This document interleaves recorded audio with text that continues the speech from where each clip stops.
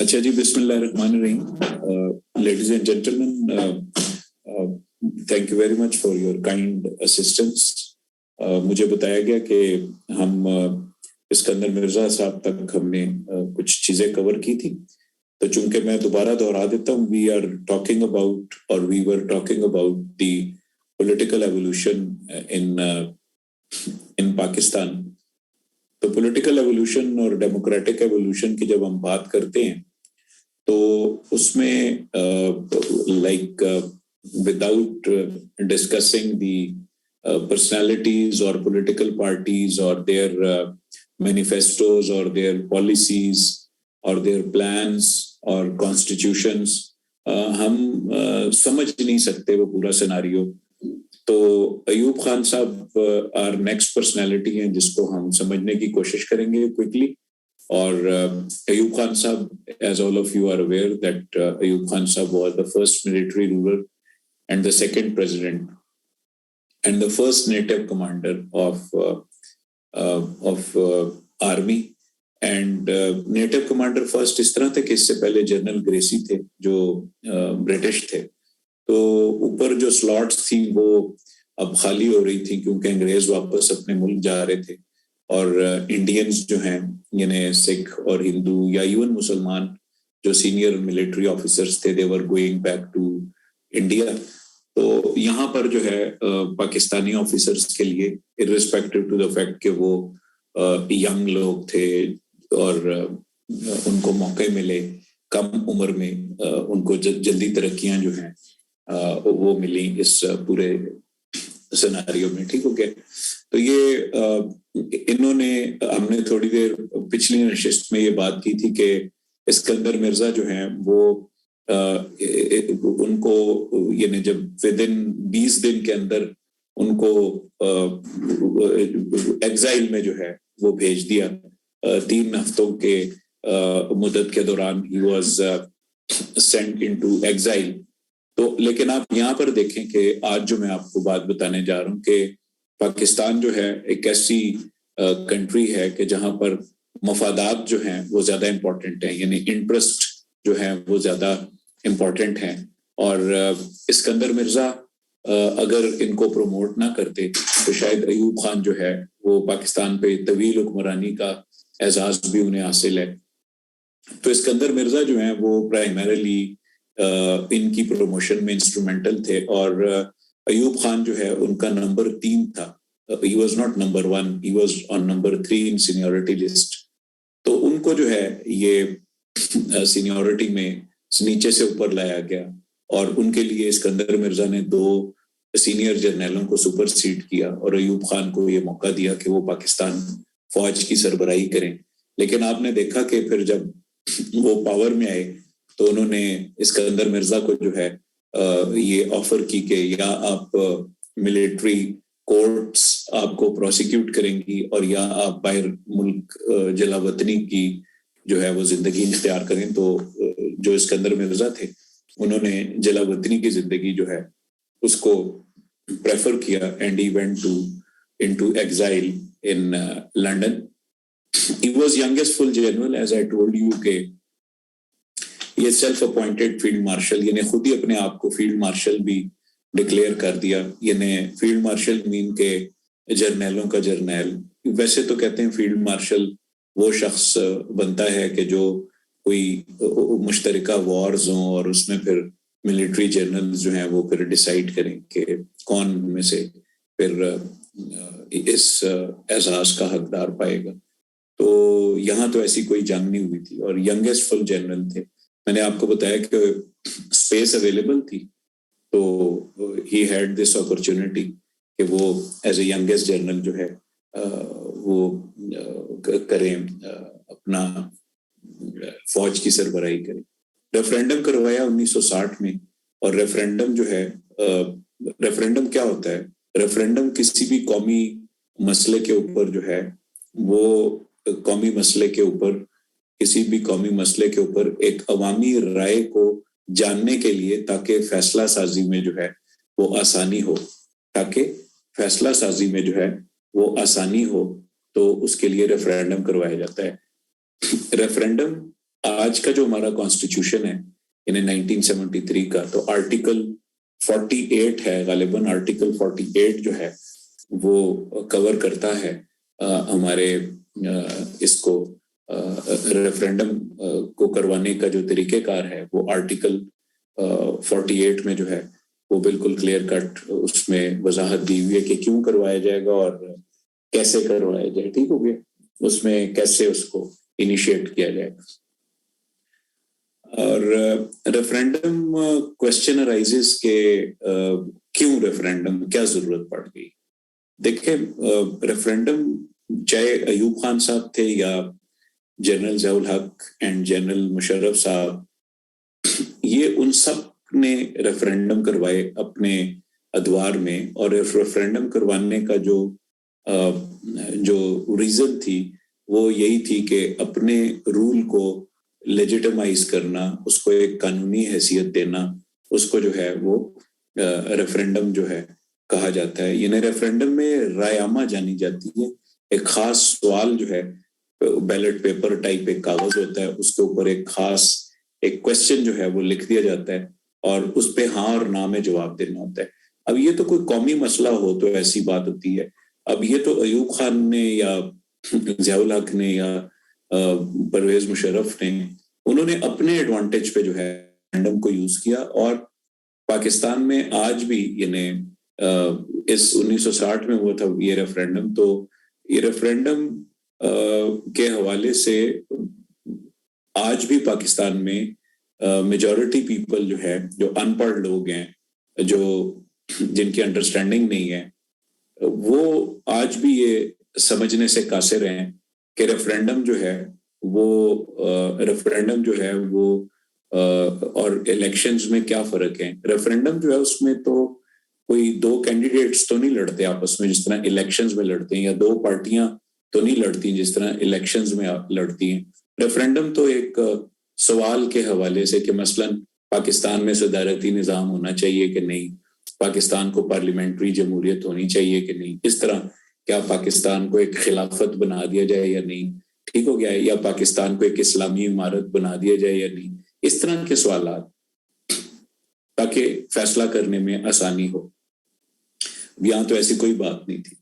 تو ریفرینڈم جو ہے، میں آپ کو بار بار کہہ رہا ہوں کہ ایک تو آلٹرنیٹ کے طور پہ لیا گیا، الیکشنز کے آلٹرنیٹ کے طور پہ اس کو لیا گیا، ٹھیک ہو گیا، as an alternate of elections. اور دوسرا اپنی پاپولیرٹی کو جج کرنے کے حوالے سے کہ اپنی پاپولیرٹی کو جو ہے وہ کیسے جج کیا جائے، ٹھیک ہو گیا، ٹو جج دی اپنی پاپولیرٹی کو جو ہے پروو کرنے کے لیے، ٹھیک ہو گیا، ٹو پروو دیئر پاپولیرٹی.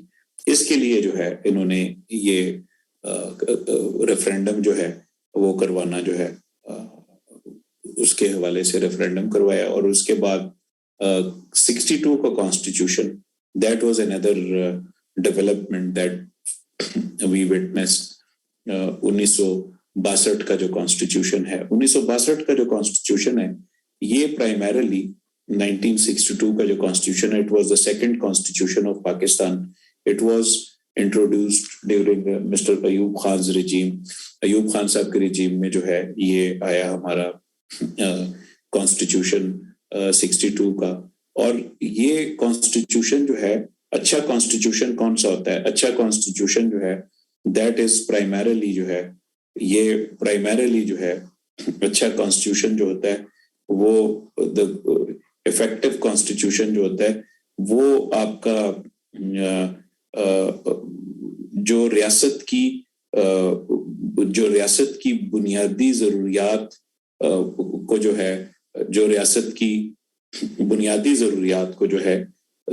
ضروریات کو جو ہے وہ ریاست کی وہ کیٹر فار کرتا ہو، ٹھیک ہو گیا، اچھا آئین وہ ہوتا ہے.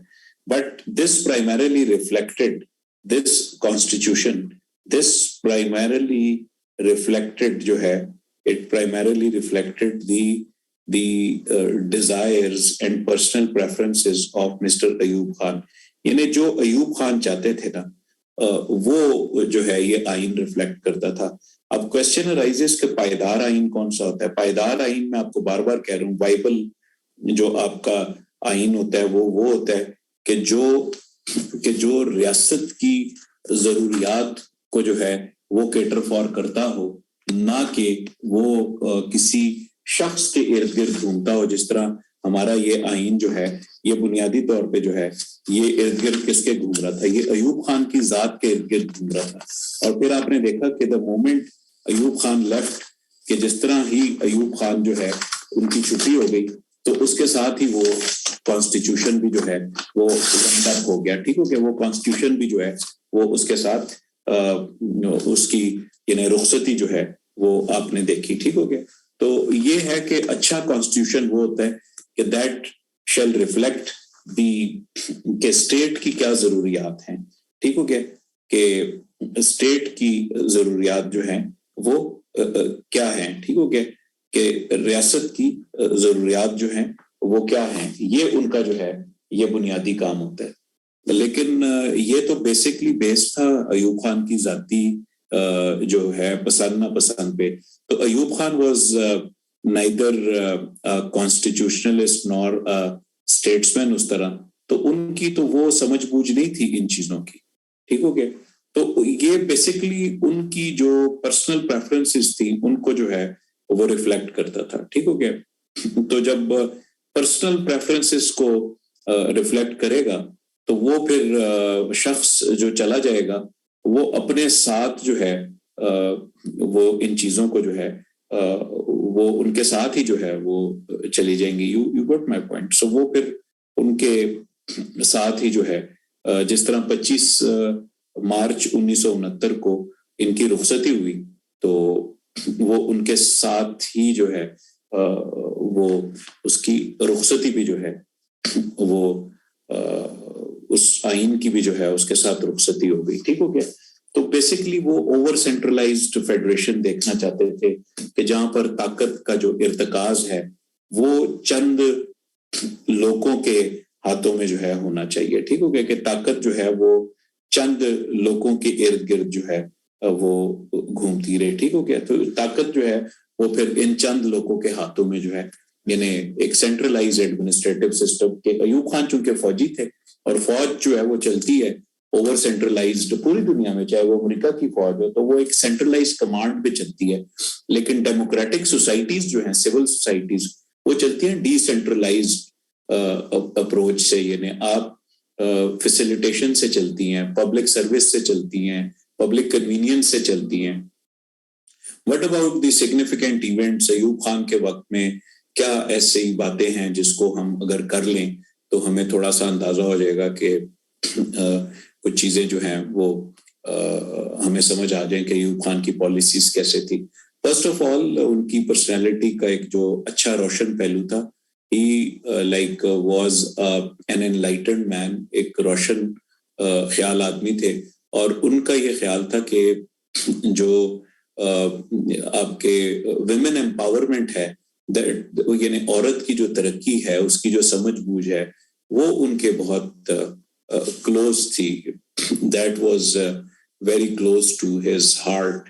ٹھیک ہو گیا, that was very close to his heart, یہ ان کے بہت کلوز تھی. ٹھیک ہو گیا, تو ایوب خان جو ہے وہ عورت کے امپاورمنٹ کے بہت اسٹرانگ ایڈوکیٹ تھے.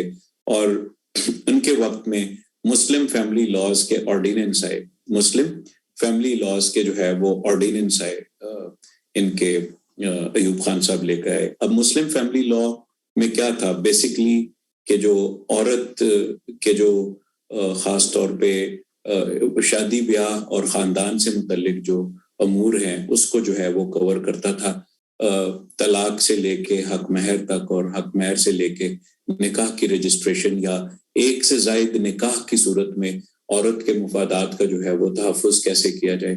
یہ بیسکلی جو ہے وہ مسلم فیملی لاز کا جو آرڈیننس آیا 1961 میں مارچ 2 کو, تو اس میں جو ہے یہ لا ان کے کریڈٹ پہ جو ہے وہ جاتا ہے.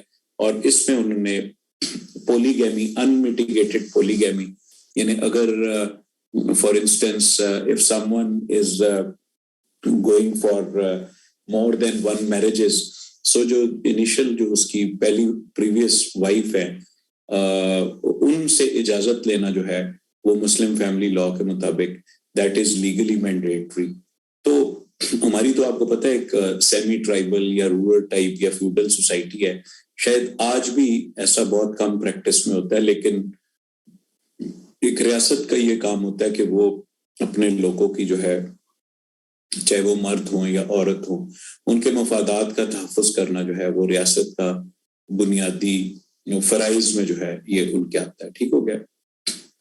سو بیسکلی ایک تو مور دین ون میرجز کی شکل میں consent of the first wife کہ وہ دوسری شادی جو ہے وہ کر لے, ایک تو یہ ہے consent of the first wife, اور دوسرا نکاح کی رجسٹریشن آف نکاح, یہ جو ہے اٹ واز آلسو مینڈیٹری.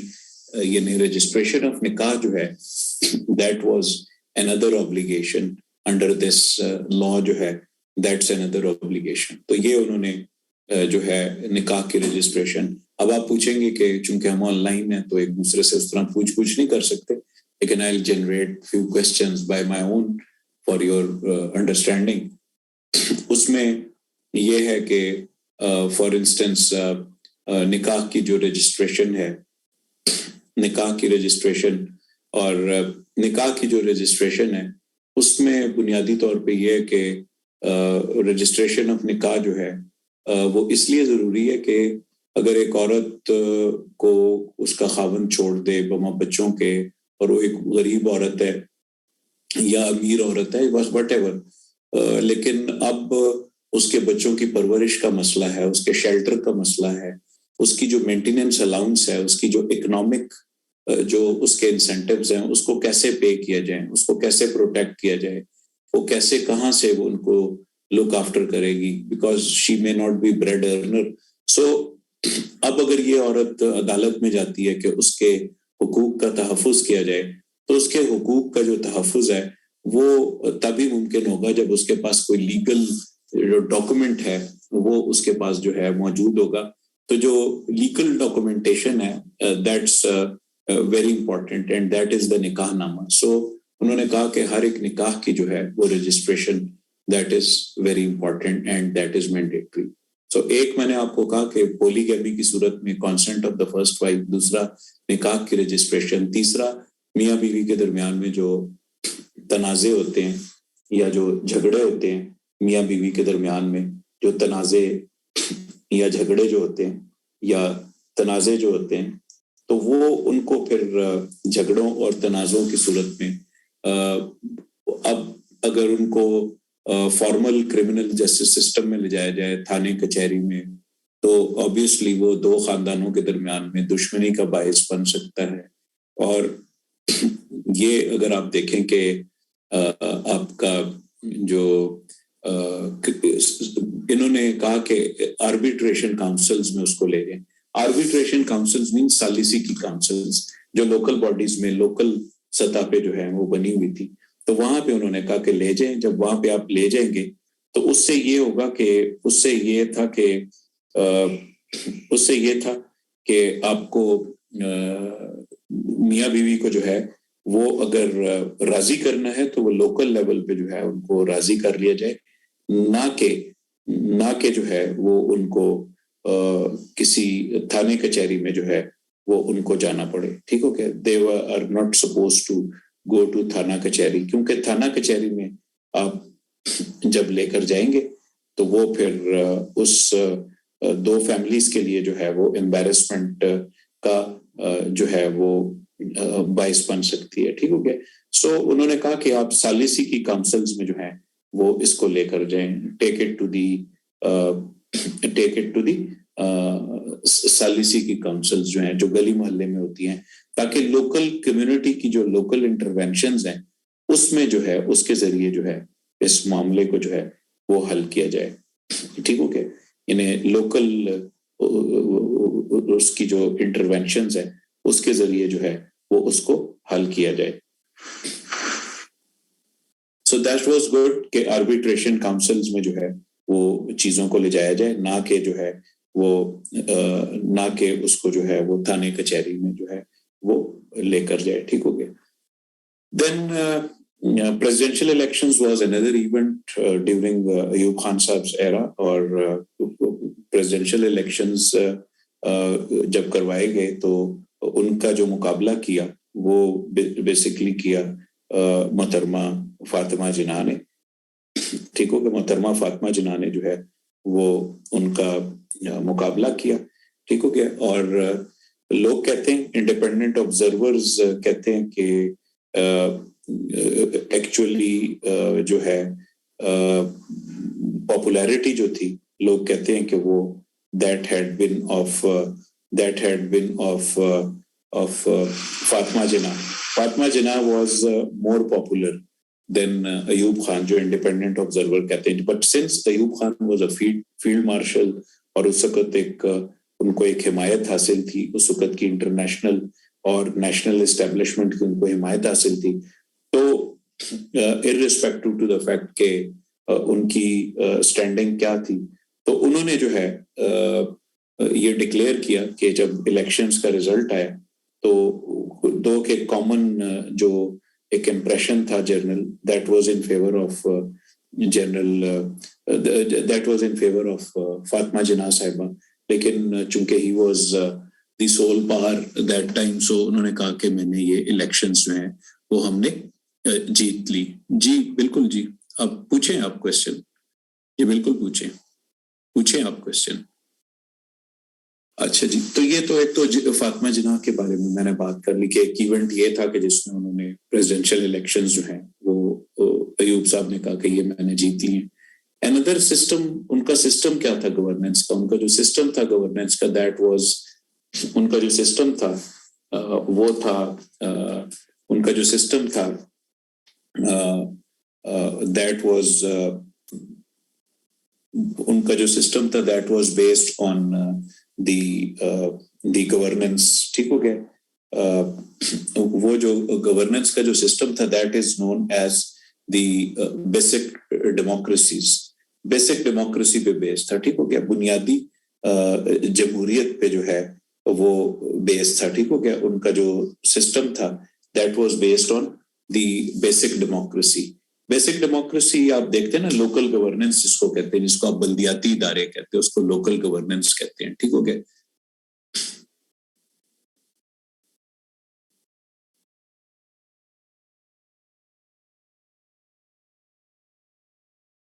जी, मैं तो लॉ को बेटे इस तरह समझता नहीं कि ये फैमिली लॉस को मैं तो उसको नहीं समझता, लेकिन मेरा ख्याल है कि this is still over there, ये पार्ट ऑफ द बिजनेस है कि कंसेंट जो है दैट इज ओवर देयर। मेरे नॉलेज से कहीं ये नहीं गुजरा, दो I am not authority on law, but consent of the first wife जो है इतना मुझे पता है कि दैट इज लीगल रिक्वायरमेंट। लेकिन आपको पता है हमारी तो रूरल सोसाइटी है, ट्राइबल सोसाइटी है, तो उसमें औरत बेसिकली तो ये इसलिए ये बात की जा रही है ना कि औरत की एम्पावरमेंट क्यों जरूरी है, उसकी से क्यों जरूरी है जिंदगी के मुख्तलिफ एस्पेक्ट से, वो क्यों जरूरी क्या है, एक औरत की जो से है जिंदगी के मुख्तलिफ उमूर में, उसकी क्या रिक्वायरमेंट क्या है, ये उस पॉइंट ऑफ व्यू से जो है एक जरूरी काम है, ठीक हो गया। अच्छा जी, आगे चलता हूँ। अच्छा बेटे, मैंने प्रेसिडेंशियल इलेक्शंस की बात कर दी कि प्रेसिडेंशियल इलेक्शन जो है दैट वाज एन इवेंट, और उसके अलावा जो है जो उसके अलावा है वो आपकी प्रेसिडेंशियल इलेक्शंस के बाद मैंने बेसिक डेमोक्रेसी का आपको बता दिया कि लोकल गवर्नमेंट जो है वो आपकी लोकल गवर्नमेंट जो है आप अभी देखते हैं कि लोकल गवर्नमेंट जो है वो आपकी है जिस तरह अब आर्टिकल 140A है, ठीक हो गया, आर्टिकल 140A जो है, ठीक हो गया, और 140A जो है वो आपका वो करता है, कवर करता है आपकी जो लोकल गवर्नमेंट है उसको जो है वो कवर करता है, ठीक हो गया। और देन جو آپ کا اس وقت کا بیسک ڈیموکریسی کا جو ماڈل تھا، ٹھیک ہو گیا، بیسک ڈیموکریسی کا جو ماڈل تھا وہ آپ کا تھا کہ 40,000 جو بیسک ڈیموکریٹس ہیں وہ ایسٹ پاکستان میں تھے اور 40,000 جو ہے وہ ویسٹ پاکستان میں تھے، ٹھیک ہو گیا۔ 40,000 بیسک ڈیموکریٹس مینس کے جو کاؤنسلرز تھے، ٹھیک ہو گیا۔ 40,000 جو ہے وہ آپ کے تھے اس میں ایسٹ پاکستان میں، اور 40,000 جو تھے وہ آپ کے تھے اس میں ایسٹ اور ویسٹ پاکستان میں 40,000 تھے، اور بعد میں ان کی پاپولیرٹی کو دیکھتے ہوئے، keeping in view their popularity, ان کی تعداد کو بڑھا دیا گیا کاؤنسلز کی، اور پھر 60,000 جو ہے دونوں سائڈوں پہ جو ہے وہ 60,000 جو ہے ان کی تعداد کر دی گئی۔ تو اس کا مطلب ہے کہ ان کی تعداد میں جو ہے وہ اضافہ کر دیا گیا، تو پھر 60,000 ہو گئے۔ تو جب 60,000 ہو گئے دونوں سائڈوں پہ تو 1,20,000 ہو گئے، ٹھیک ہو گئے۔ پھر یہ 1,20,000 ہو گئے۔ اب یہ ایوب خان کو کیا سپورٹ دیتا تھا؟ ایوب خان کو یہ بیسکلی سپورٹ دیتا تھا ایز این الیکٹورل کالج۔ یہ بیسکلی الیکٹورل کالج تھا جو صدر کو الیکٹ کرتا تھا، یعنی یہ الیکٹ کرتا تھا پارلیمنٹ کو، اور پارلیمنٹ جو ہے وہ پھر صدر کو جو ہے، تو انڈائریکٹ الیکٹورل سسٹم تھا، اور انڈائریکٹ الیکٹورل سسٹم جو تھا وہ پھر پریزیڈنٹ کو جو ہے وہ الیکٹ کرتا تھا۔ تو چونکہ ایوب خان اس سے ایک آکسیجن ڈیرائیو کرتے تھے، اس سے اسٹرینتھ ڈیرائیو کرتے تھے، سو دیٹس وائی اس سے ایک اسٹرینتھ ڈیرائیو کرتے تھے، اس سے ایک آکسیجن جو ہے آپ سمجھیں کہ ڈیرائیو کرتے تھے، تو وہ اس کو جو ہے وہ اپنی ایک اسٹرینتھ جو ہے وہ سمجھتے تھے۔ اور جس کام میں بھی دیر از سیلف انٹرسٹ، تو آبویسلی وہ کلیکٹیو انٹرسٹ کے اوپر جب پریویل کرے گا تو وہ سسٹم کبھی بھی کامیاب نہیں ہوگا۔ حالانکہ سسٹم یہ اور بیسکلی اس کے 5 ٹیئرز تھے، بیسک ڈیموکریسی کے 5 ٹیئرز تھے۔ ایک سسٹم تھا یونین کاؤنسل کے لیول پہ، دوسرا تھا تحصیل کاؤنسلز کی لیول پہ، تیسرا تھا ڈسٹرکٹ کاؤنسلز کی لیول پہ، اور چوتھا تھا آپ کے ڈویژنل لیول پہ، اور پانچواں جو تھا وہ پروونشل لیول پہ تھا۔ اور اس میں بیوروکریسی کا جو ہے وہ بہت امپورٹنٹ رول تھا کہ کیسے جو ہے وہ ان بلدیاتی اداروں کو جو ہے وہ کیسے چلایا جائے۔ few words about his diplomatic initiatives کے ڈپلومیٹک انیشیٹو جو ہے ان کے وقت میں کیا تھے۔ First of all Indus waters treaty, Indus waters treaty, Sindh طاس معاہدہ جس کو کہتے ہیں، سندھ طاس معاہدہ۔ انڈس واٹرز ٹریٹی جو تھا یہ 1960 میں ہوا، انڈس واٹرز ٹریٹی۔ تو انڈس واٹر ٹریٹی جو ہے یہ انڈس واٹر ٹریٹی جو ہوئی یہ 1960 میں ہوئی۔ انڈس واٹر ٹریٹی جو ہے یہ 1960 میں ہوئی، ٹھیک ہو گیا۔ اور انڈس واٹر ٹریٹی جو ہے یہ soon after the establishment of Pakistan، soon after the establishment of Pakistan جو ہے soon after the establishment of Pakistan جو ہے یہ India often interrupted the flow of our rivers water، rivers کے water کو جو ہے اس فلو کو جو ہے وہ انٹرپٹ کیا۔ اس سے پاکستان کی جو ایگریکلچر تھی، پاکستان کی جو اکانومی تھی، اس کے اوپر زد پڑتی تھی، اس کے انٹرسٹ پہ زد پڑتی تھی۔ تو ایک نیا ملک جو فوڈ ڈیفیشینٹ کنٹری جس کو آپ کہیں کہ it was food deficient country as well, تو یہ بنیادی طور پہ جو ہے ایک فوڈ ڈیفیشینٹ کنٹری ہونے کی وجہ سے جو ہے اس کو آپ دیکھیں کہ ایک food deficient country India, Pakistan جو ہے، تو انڈیا ہمارا پانی جب بند کر دیتا تھا تو ہمارا it not only affected our canal system, irrigation system, but it also affected our balance of payment because ہمیں باہر سے فوڈ سٹف منگانا پڑتا ہے اور منگانا پڑتا تھا۔ تو اس سے ہماری ایک نوزائیدہ ملک کے لیے جو پرابلمس تھے وہ بڑھ گئے۔ اب 1960 میں 13 سال بعد جو ہے وہ کیا کیا کہ انڈس واٹر ٹریٹی جو ہے وہ ہوئی، انڈس واٹر ٹریٹی جو ہے وہ کی گئی۔ انڈس واٹر ٹریٹی پاکستان اور انڈیا کے درمیان میں، it was sponsored by world bank, and the great powers like US, Canada, UK, Australia, انہوں نے جو ہے وہ اس کو جو ہے وہ اس کو اسپانسر کیا. ٹھیک ہو گیا. انڈس واٹر کی جو وہ تھی ٹریٹی کو, اور 3 ملک جو ہے 3 دریاؤں کا پانی جو ہے وہ ان کو ملا, اور 3 دریاؤں کا پانی جو ہے وہ پاکستان کو ملا. اب یہ جب انڈس واٹر ٹریٹی جو ہوئی, انڈس واٹر ٹریٹی سے ایک اور فائدہ یہ ہوا. ایک تو اس کے ٹریٹی کے مطابق دونوں سائڈوں سے انڈس واٹر کمیشن جو بنا, تو اس کے لیے کمشنرز اپوائنٹ کیے گئے. ایک کمشنر انڈیا کی طرف سے اور ایک کمشنر جو ہے وہ پاکستان کی طرف سے جو ہے وہ اپوائنٹ ہوا. اب ان کمشنرز کا کام کیا ہے؟ دے میٹ فریکوینٹلی جو واٹر کمشنرز ہیں دے میٹ فریکوینٹلی, اور جب یہ ملتے ہیں Indus water commissioners, when they meet تو دے ڈسکس دا میوچل جو انٹرسٹ کے ایشوز ہوتے ہیں ان کو جو ہے وہ ڈسکس کرتے ہیں. اب اس سے ایک اور کیا پاکستان میں ڈیولپمنٹ ہوئی, اور وہ تھی ہائیڈل انرجی کی جو ڈیولپمنٹ ہے وہ ہوئی. ٹھیک ہو گیا. ہائیڈل انرجی کی جو ڈیولپمنٹ ہے وہ پاکستان میں ہوئی. ٹھیک ہو گیا. انڈس واٹر ٹریٹی کے بعد, کیونکہ اس کے بعد جب یہ 3 دریاؤں کا حق ہمیں ملا اور 3 ان کو ملا, تو اس سے کیا ہوا کہ اس سے پاکستان میں تربیلا ڈیم کے اوپر کام ہوا. اس کے بعد جو ہے پاکستان کے اوپر منگلا ڈیم میں کام شروع ہوا. تو Pakistan is in dire need of energy, cheaper energy اور ان انٹرپٹیڈ انرجی. تو یہ جو ہے وہ ہمیں ضرورت ہے. ٹھیک ہو گیا. تو یہ ایک امپورٹنٹ ایسپیکٹ ہے. ٹھیک ہو گیا کہ ہمیں چیپر انرجی کی ضرورت ہے, اور اس کے اوپر ڈیمز بنائے گئے. اب ایک اور جو ڈیولپمنٹ ہوئی, that was the Tashkent accord.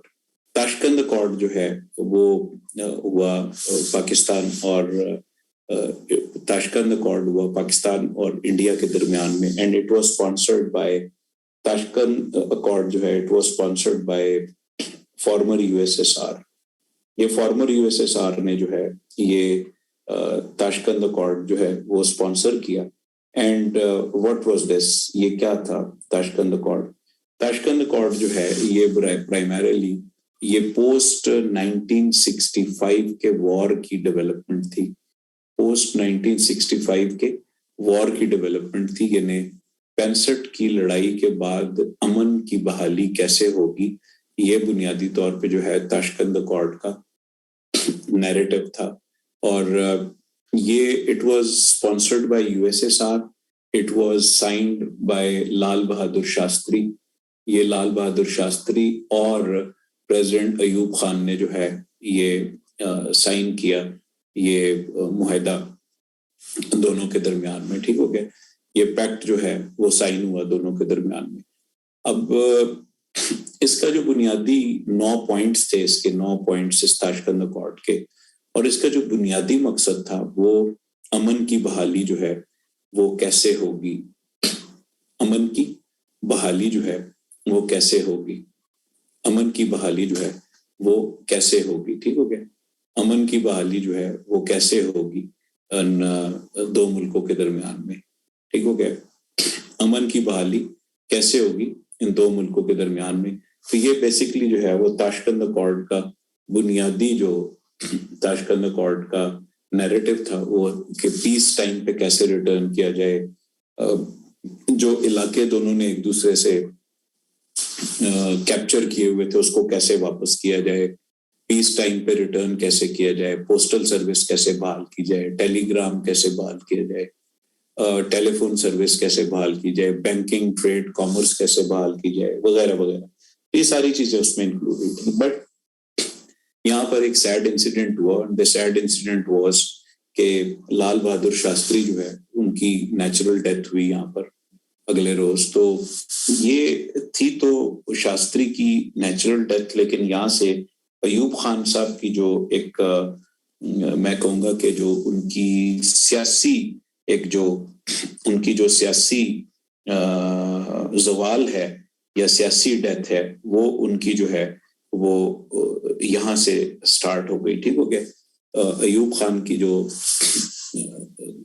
سیاسی ان کی جو سیاسی ان کی جو ان کی زوال تھی وہ یہاں سے جو ہے وہ تاشقند سے شروع ہوئی, because anti Ayub Khan lobbied against Ayub Khan, اور انہوں نے کہا کہ یہ اس طرح کا معاہدہ کر کے کشمیر کا ایک انٹرنیشنل ایشو جو ہے جو یو این کی سیکیورٹی کاؤنسل پہ پینڈنگ ہے اس کو جو ہے وہ آپ نے ایک لوکل لیول کا ایشو, بائی لیٹرل ایشو جو ہے وہ اس کو آپ نے بنا دیا ہے. تو this went against president Ayub Khan, اور یہاں سے ان کا جو ہے وہ پولیٹیکل ڈکلائن جو ہے وہ کافی پھر تیزی سے جو ہے وہ ہمیں نظر آتا ہے. ایوب خان صاحب ایک ریفارم اورینٹیڈ آدمی تھے. ہی لائک ڈیولپمنٹ, ان کے وقت میں کافی ڈیولپمنٹ ہوئی, اکنامک ڈیولپمنٹ میں تیزی آئی, اکنامک ڈیولپمنٹ میں جو ہے وہ تیزی آئی. ٹھیک ہو گیا. اور فار انسٹنس آپ دیکھیں کہ 60s میں جب ابھی پاکستان کو بنے ہوئے تقریباً 13 برس ہوئے تھے, تو انہوں نے اسپیس کی ریسرچ کا ایک ادارہ ان کے وقت میں بنا اسپارکو کے نام سے, اور اسی طرح انہوں نے کچھ جو ہے پولیٹیشینز کے اوپر کچھ پابندیاں لگانے کا قانون لے کر آئے. اس کے علاوہ ان کے وقت میں براڈ کاسٹنگ جو ہے یعنی ریڈیو جو ہے آج بھی دنیا میں سب سے جو افیکٹو میڈیم ہے دیٹ از ریڈیو. تو ریڈیو کو as a medium of communication جو ہے ایک ریڈیو کو جو ہے وہ پھر ریڈیو کو ایک افیکٹو میڈیم آف کمیونیکیشن کے طور پہ ڈیولپ کرنے میں جو ہے اس میں انہوں نے جو ہے وہ ایک کردار جو ہے وہ ادا کیا, اور براڈ کاسٹنگ کو جو ہے وہ ڈیولپ کیا. ان کے وقت میں براڈ کاسٹنگ جو ہے دیٹ واز پیٹرنائزڈ, اور broadcasting was like more developed. جہاں پر سگنلز نہیں آتے تھے وہاں پر جو ہے وہ ان کے سگنلز کو جو ہے وہ مزید جو ہے اس کی ریچ جو ہے وہ بڑھائی گئی. ٹھیک ہو گیا. تو براڈ کاسٹنگ کی ڈیولپمنٹ کی یعنی ریڈیو کو, اور ٹیلی ویژن جو ہے first time television was like television جو ہے اس کو انٹروڈیوس کیا, یعنی ٹیلی ویژن جو ہے واز انٹروڈیوسڈ. ٹی وی جو ہے فرسٹ ٹائم پاکستان میں لاہور سے نومبر 1964 میں جو ہے وہ شروع کیا گیا. This credit also goes to Ayub Khan's era. Press was very much controlled, اور پرائیویٹ اونرشپ میں بھی اخبارات تھے, لیکن کچھ اخبارات جو ہے وہ سرکاری کنٹرول میں چھپتے تھے, اور اس کے لیے ایک ادارہ انہوں نے بنایا ہوا تھا جس کو NPT کہتے تھے, NPT نیشنل پریس ٹرسٹ.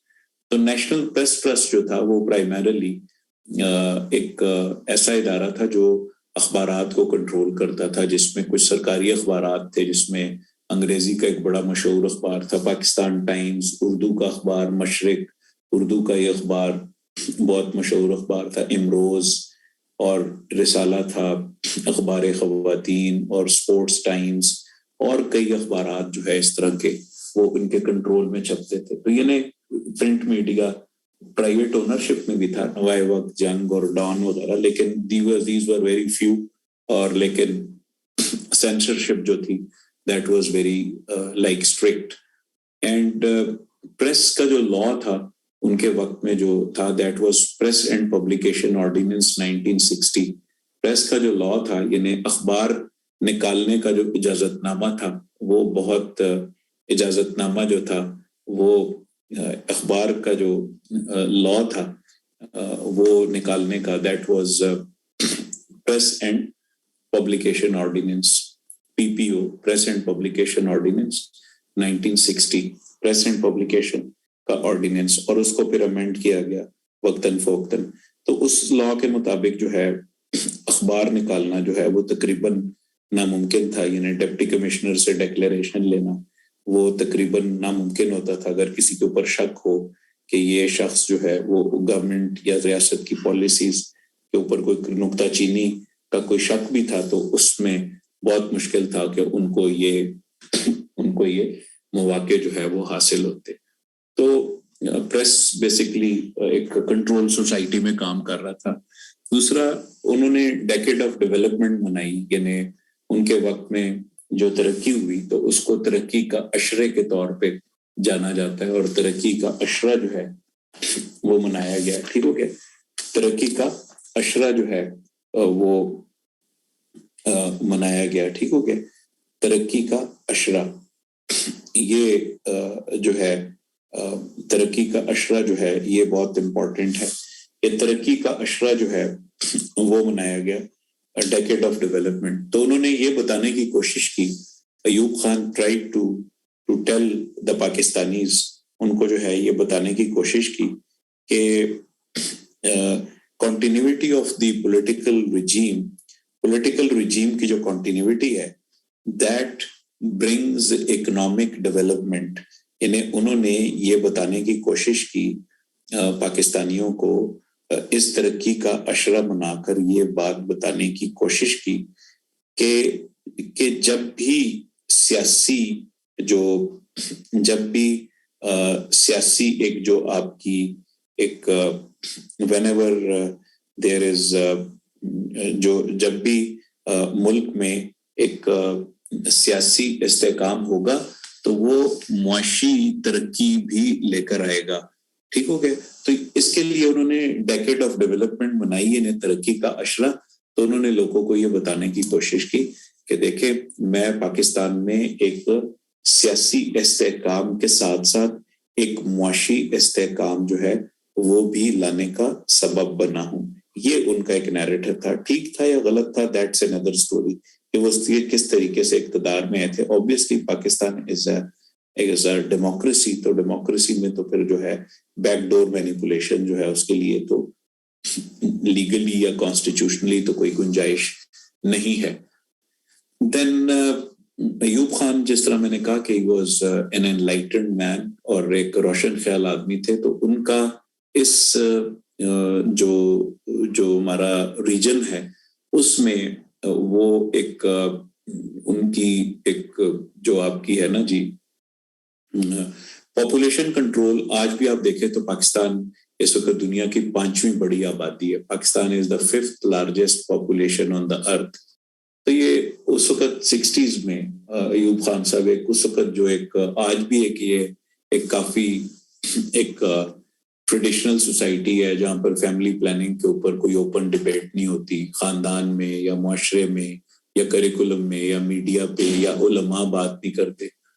تو انہوں نے اس وقت جو ہے وہ اس کے اوپر ایک کلیئر کٹ ایک نیریٹو لانے کی کوشش کی, اور فیملی پلاننگ کا اس ریجن میں سب سے پہلے جو انیشیٹو ہے پاکستان میں, یعنی ان کی روشن خیالی کا اندازہ یہ لگا لیں کہ پاکستان واز دا فرسٹ ایک آپ سمجھیں کہ کنٹری ان دا ریجن جو یہاں پر جو ہے وہ ایک پاپولیشن پلاننگ کا جو ہے وہ ایک نیریٹو